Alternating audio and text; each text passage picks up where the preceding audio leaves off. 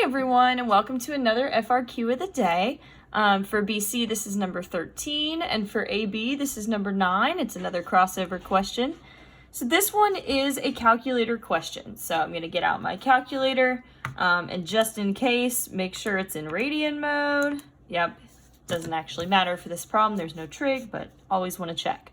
And this is one of these where you're also going to have a table of values, kind of like the one we did yesterday. So let's see, it says water is pumped into a tank at a rate modeled by this function. So this is our rate in. This is our rate in. This is probably going to be a rate in, rate out problem. First thing I'm going to do is get out my calculator, and in Y1, I'm typing in that function, which I already did. But now I have it, and I don't need to keep typing it in over and over again. Okay, so that's the rate of the water going in liters per hour between 0 and 8 hours. And then it says water is removed from the tank at a rate modeled by R liters per hour. R is what's in the table here. So this is your removal rate. It also tells us that R is differentiable and R is decreasing that entire way. And then we have some values of R there. And then I also have at time 0, there are 50,000 liters. So that's like my start value or my initial value. All right, part A says I'm going to be estimating R prime of 2. Show the work and put units, okay? So anytime you're estimating a derivative, right? R prime, that's a derivative. Derivative means slope. So you don't have to write this down, but derivative is like the slope. It's the slope of the tangent line. So I can estimate it by using the slope formula, which is change in y over change in x, just like you did in Algebra 1. And we want it at 2. So r is the function in this table, and I'm looking for time 2, and I'm like, oh no, we don't have time 2, right? But I have time 1 and time 3. So if I use those 2 points, it's going to be a pretty close estimate because 2 is right in the middle there. So I'm going to use this point and I'm going to use this point. And for my change in y, we're going to have 950 minus 1190. And for change in x, we're going to have 3 minus 1. All right, so if I solve that, yeah, I could do this in my head, but you know, you've got a calculator. So negative 240 over 2, which is negative 120. And now I need some units on there. So how I find my units, and I should have written it earlier, my y values here were in liters per hour. So I could even label that liters per hour. My t or my x units were in hours. So what I've done is I've done liters per hour divided by hours. So liters per hour or liters per hour squared. Either one of those is fine, however you want to write that. All right. So I think I've answered all parts of the question. I estimated, I showed my work, I put units. This was a 2-point question. You got 1 point for your estimate, so the negative 120, and you got 1 point for the correct units. So don't forget to put your units, because that would be a bummer to miss that pretty easy point there. All right, question B says use a left Riemann sum with the 4 subintervals in the table to estimate the total amount of water removed during the 8 hours. And then once I do that, I'm going to decide if it's an over or under estimate and explain why. So left Riemann sum. I personally like to sketch these out like so. You certainly don't have to do it this way. It just helps me. I'm a very visual person. So I like to put my x values or my t values on the x-axis down here. And then I like to actually draw like heights of boxes. Because my y values here, those are the heights. And no, this is not to scale at all. But it doesn't really matter. It's just a visual tool. and I'm doing a left Riemann sum. That means that for my boxes, their height, I'm going to be using the left-hand side. So their height is going to be this left height for each of them, okay? Oh, I did this one wrong. Yeah, it's more like that. I actually didn't draw this very well at all. Whoops. Sorry about that. Here, I'll go back over it in orange.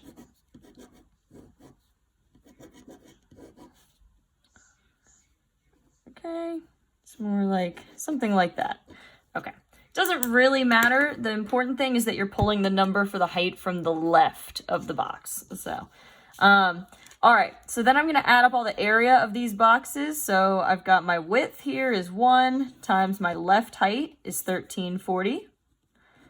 Plus this second box, my width from 1 to 3 would be 2 times my left height would be 1190.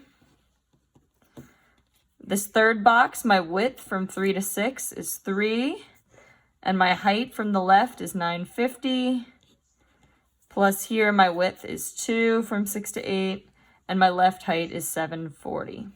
Okay, so I'm just using those left heights. Now, when I type all that in, I've got 1340 plus 2 times that, plus 3 times that, plus 2 times 740. I got 8050. And that needs some units on it. So if my curve here that I was using was liters per hour and I just did the area, basically did the integral of it, we're going backwards. So this is just going to be liters, 850 liters. Okay.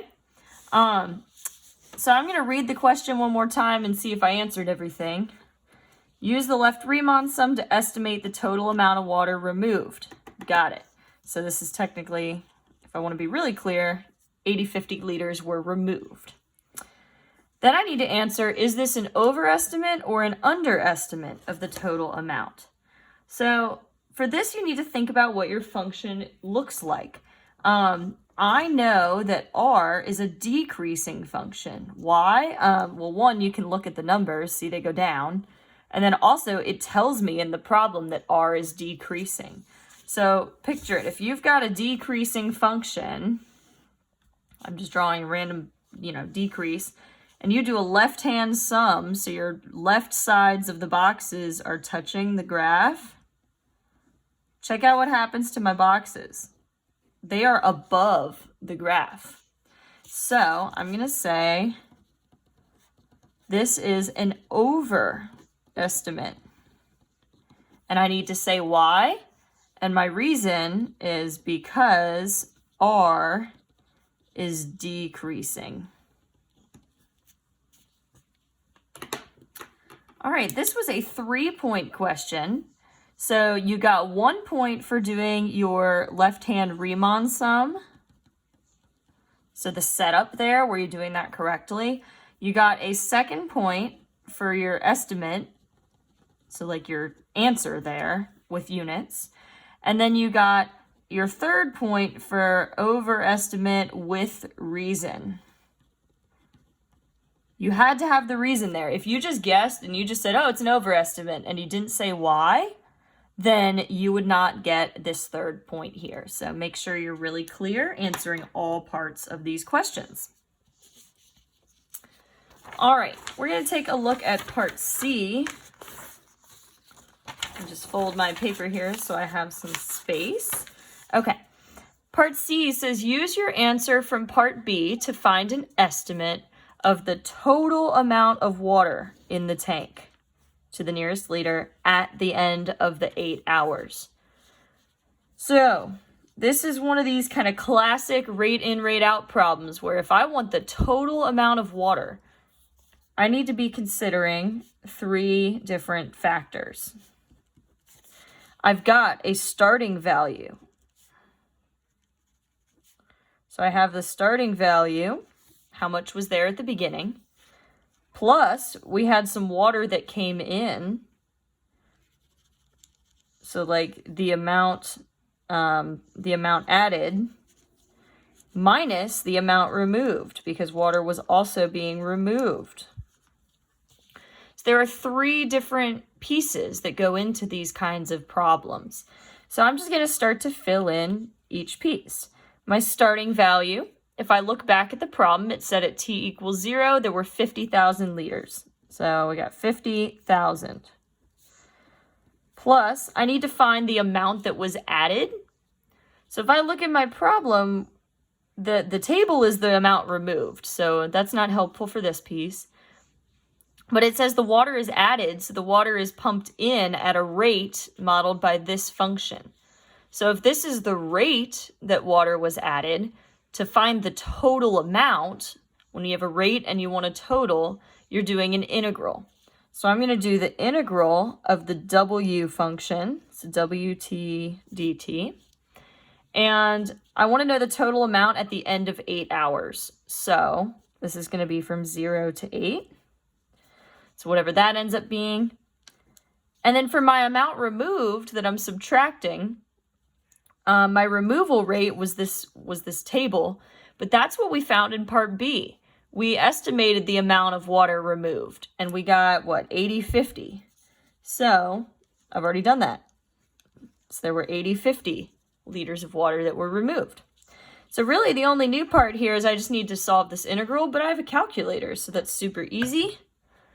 I'm going to hit math, go to the integral, it's math 9 on the TI, 0 to 8, and then I've already entered in this function for y1, so I'm going to hit alpha F4 and just put y1, or you can retype it, dx.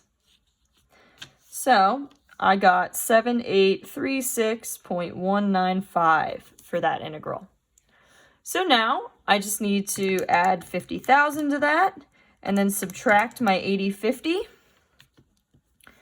And I'm getting 49786.195 for my total amount.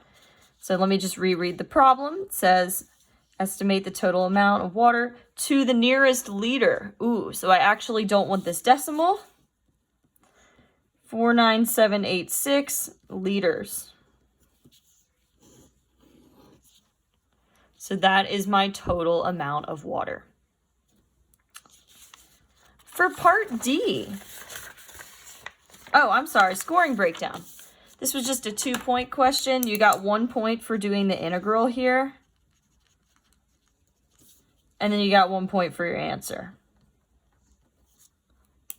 Because you'd already solved this part, so. All right. Part D, the last piece here. It says, for time between 0 and 8, is there a time t when the rate in is the same as the rate out?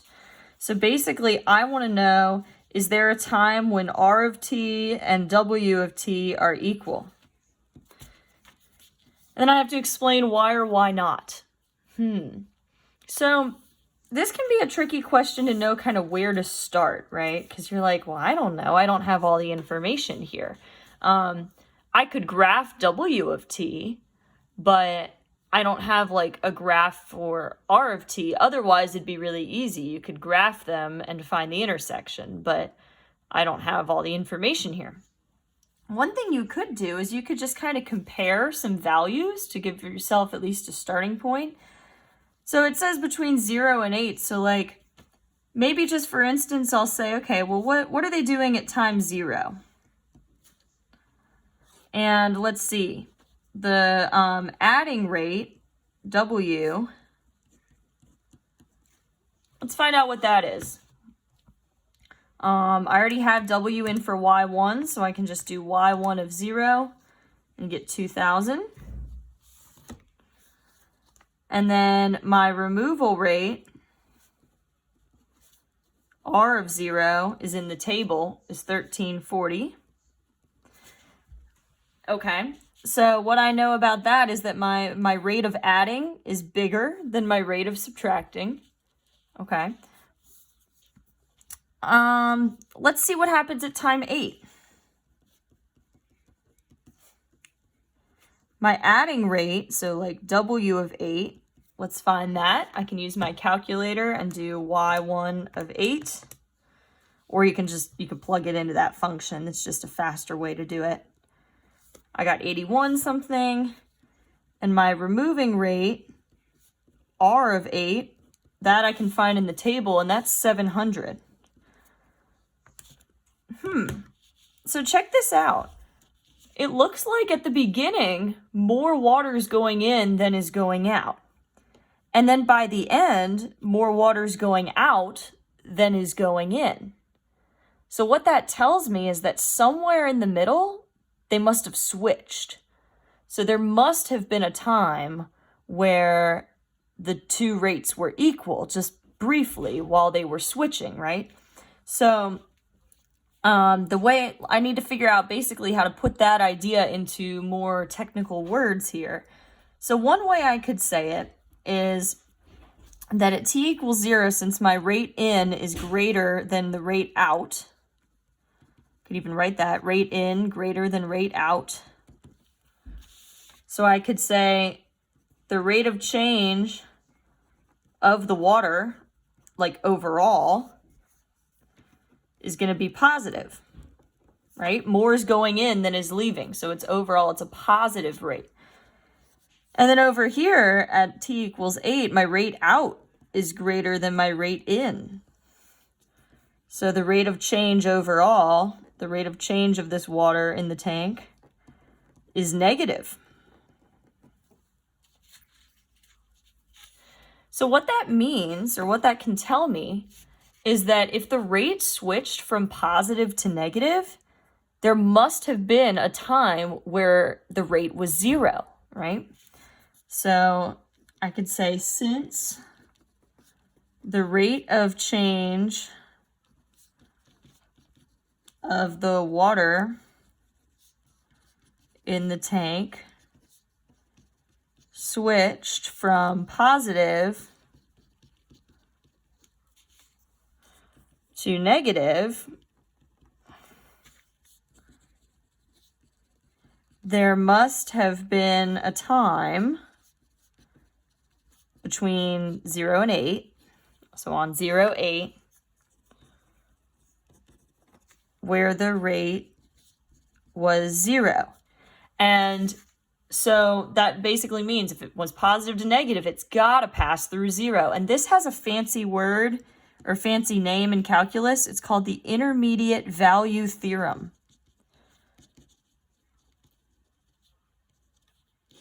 If you mention that, that's like a great justification, because you're like, I really, really know there's like a real word for this.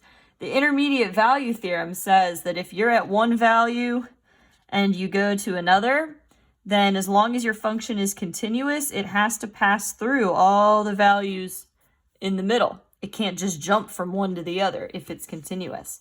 So actually, I need to make it really clear that this function's continuous too, or I can't use this theorem. So I can say so there must have been time where the rate was 0 since R of t and W of t are both continuous. Now, the reason I know that is because it tells me in the problem, like I have W of t, exponential functions are continuous, so that's fine. And then it tells me that R is differentiable. If a function is differentiable, it's automatically continuous. All right. So let's see if I actually answered this. I had to prove that there was a time where the rate in was equal to the rate out. What I've said so far is that there had to be a time where the overall rate was 0. So that would mean that the rate in had to equal the rate out. Like there was no change because those were the same. So that's rate in was W of t equals R of t. So now I have fully answered this question. A bit of a roundabout way to get there, but what I wanted to show you was kind of my process of how at least I thought it out. Because I'll be honest, when I first looked at this problem, part D, I wasn't completely sure what direction my answer was going to go. So this is what I tried. I was like, let me just plug in some stuff and get some numbers and then see if the numbers give me further ideas. And they did, because I was like, oh, that's interesting. Look, they switch. And that led me to the idea that if they switch, they would have had to cross paths or be equal at some point in there. So that was kind of a demonstration of what to do if you're stuck. Just try something, get some numbers, and then see if it gets you further from there. So this was a 2-point question. You got 1 point for considering, they said considering W of t minus R of t. That's your overall rate. Or basically comparing the two. Like, I never explicitly subtracted them, but you have to be comparing the two rates. And then your second point was for your answer with explanation. So saying, yes, there was a time when the rates were equal because, and you could use the intermediate value theorem or that line of thought. As always, if you have questions, please let me know. Thank you for watching.